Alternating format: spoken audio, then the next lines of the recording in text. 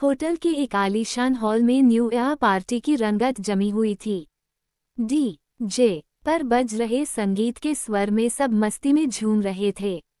लेकिन इन सभी शोरशराबों से दूर एक कोने में बैठा आलोक मुड़ मुड़ कर अपनी बगल वाली मेज की ओर देख रहा था। आलोक के दिल की धड़कनें तेज हो रही थी और उसके पीछे कारण था मेज के सामने बैठी अर्नवी, जो उसका पहला प्यार थी। कॉलेज में उन दोनों के इश्क के किस्से मशहूर थे। मीठी यादों का एक झरना उसके ज़हन में बहने लगा। अर्नवी के साथ गुजारे हर लम्हे उसके तन बदन में हलचल सी मचाने लगे। अरे आलोक, तुम यहाँ! मंदिर की घंटी जैसे मीठे स्वर से गहरी सोच में डूबे आलोक की तंद्रा टूटी। अपने सामने बला की खूबसूरत अर्नवी को देखकर उसका मुंह खुला का खुला रह गया। अर्नवी हंसकर बोली, अरे ऐसे क्या देख रहे हो? मुझे भूल गए क्या? आलोक ने ठंडी आह भरते हुए कहा, अर्नवी, मैं तुम्हें कैसे भूल सकता हूँ? और मन ही मन उसने सोचा, काश मैं तुम्हें भूला पाता। अर्नवी आलोक के सामने कुर्सी पर बैठते हुए बोली, कब से आए हो यहाँ पर? आलोक बोला, तकरीबन 1 घंटे से। अर्नवी, 1 घंटे से यहाँ बैठे हो और मुझ पर नजर तक नहीं गई। आलोक बोला, अर्नवी, मैंने तो तुम्हें आते ही देख लिया था। लेकिन लोग क्या कहेंगे, समाज क्या सोचेगा, ये सोचकर मेरे पास नहीं आए। सही कहा न? अर्नवी ने मानो आलोक की खती नस दबा दी थी। अर्नवी आगे बोली, तो कैसी चल रही है लाइफ? घर पर सब कुशल मंगल है न? आलोक निराशा से बोला, सब ठीक है। अर्नवी ने उसके स्वर के पीछे छिपे दर्द को महसूस किया। भाभी कहाँ है? उन्हें साथ नहीं लाए? आलोक ने मायूसी से कहा, मेरा डिवोर्स हो गया है।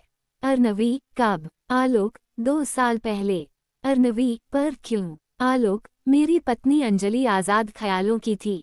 उसे घर की 4 दीवारों में कैद रहना कतई मंजूर न था। आए दिन हमारे बीच में लड़ाई झगड़ा होता रहता था। अनबन और रोज की तकरार से मैं तंग आ गया था। जिंदगी नर्क सी बन गई थी। उसे आज़ादी चाहिए थी, सो एक दिन मैंने उसे वह दे दी। अर्नवी के कानों पर आलोक के पिताजी दीनानाथ ने कहे शब्द गूंजे, क्या कहा? अनाथालय में पली बड़ी लड़की को तू इस घर की बहू बनाना चाहता है? जिसकी न माँ का पता है न बाप का ठिकाना, उससे शादी करेगा? लोग क्या कहेंगे? समाज क्या कहेगा? सब थूकेंगे मुझ पर। आंख में आए आंसुओं को छुपाने के लिए अर्नवी ने अपना मुंह एक और फेर लिया। कुछ देर के लिए खामोशी छा गई। जे की आवाज मानो उनके लिए कोई मायने नहीं रखती थी। आलोक ने मांगी हुई माफी, अर्नवी ने की हुई मनाने की कोशिश। सब पुरानी यादें दोनों के जहन में उमड़ आई। अरे अर्नवी, तुम यहाँ बैठी हो, चलो सब तुम्हारा उधर इंतजार कर रहे हैं। अर्नवी की सहेली अधीरा ने कही बातों से काल की गर्त में डूबे वह दोनों वर्तमान में आ गए। आलोक ने सामने वाली मेज पर नजर करते हुए पूछा, तुम्हारे पतिदेव भी आए हैं? कहाँ है वह? अर्नवी ने आंख में आए आंसुओं को पोंछते हुए कहा, अब वह इस दुनिया में नहीं है। आलोक ने चकित होकर पूछा, मतलब?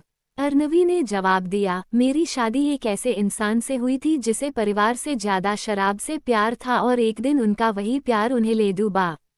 लीवर खराब हो जाने की वजह से उनका देहांत हो गया। आलोक बोला, ओह माफ करना, मेरी वजह से खामखां तुम्हारे दिल को ठेस पहुंची। उनका देहांत कब हुआ? अर्नवी, कुछ साल पहले ही वह चल बसे। दोनों की आंखों में आंसू थे, दोनों के जहन में सवालों का सैलाब था, दोनों के अतीत बिखरे पड़े हुए थे। आलोक ने अर्नवी की ओर नजर भरकर देखा, वह वैसी ही खूबसूरत दिखती थी जैसे कि कॉलेज में हुआ करती थी। ठीक है, तो मैं चलती हूँ, वहाँ पर मेरी सहेलियाँ मेरा इंतजार कर रही है।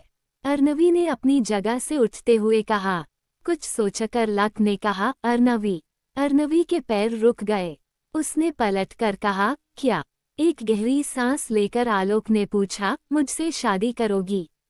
अर्नवी ने चौंककर पूछा, क्या कहा? आलोक ने एक एक शब्द पर जोर देते हुए कहा, तुम मुझसे शादी करोगी? आलोक की कही बात सुनकर अर्नवी दंग सी रह गई। वह बोली, आलोक, यह क्या बेतुकी बातें कर रहे हो? तुम्हें जरा सा भी ख्याल है कि तुम क्या कह रहे हो? आलोक, हाँ, मैं बेवकूफ़ था जो समाज के डर से तुम्हारे प्यार का स्वीकार न कर पाया। पर अब मैं तुमसे शादी करके गिला दूर करना चाहता हूँ। तुम्हारी मांग में मेरे नाम का सिंदूर भरना चाहता हूँ। मुझे कोई परवाह नहीं कि यह समाज और उसमें रहते लोग क्या सोचेंगे। मुझे इस बात की कतई चिंता नहीं कि मेरे परिवार वाले क्या कहेंगे। बस मुझे इतना पता है कि मैं तुम्हें अपना बनाना चाहता हूँ। जो गलती सालों पहले मुझसे हुई थी आज उसे सुधारना चाहता हूँ। अर्नवी ने गुस्से से कहा, अब आलोक, अब आज जब हम दोनों की जिंदगियां तबाह हो चुकी हैं, तब जाके तुम्हें इस बात का एहसास हुआ। यही बात अगर तुमने उस वक्त कही होती तो मैं तुम्हें प्यार से गले लगा लेती, पर इस वक्त तुम्हारी कही इन्हीं बातों से मुझे नफरत हो रही है।